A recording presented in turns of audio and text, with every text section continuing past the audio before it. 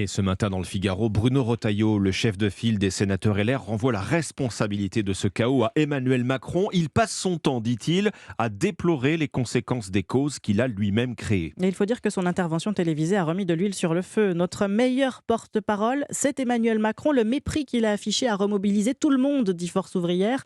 Un effet secondaire au goût amer pour le camp présidentiel, Jacques Serret.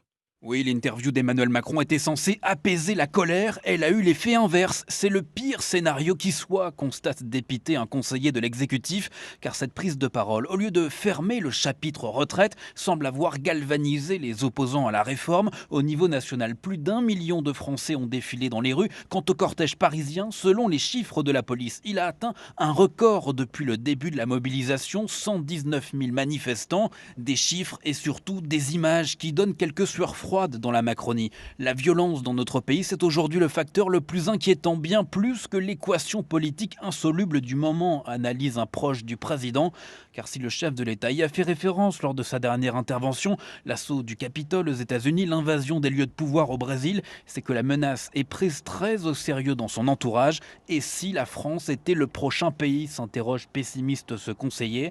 Seule solution à l'horizon aux yeux d'un poids lourd de la majorité, la dissolution. Prochaine manifestation prévue mardi prochain, ce sera le 28 mars. Jacques Serret du service politique d'Europe 1.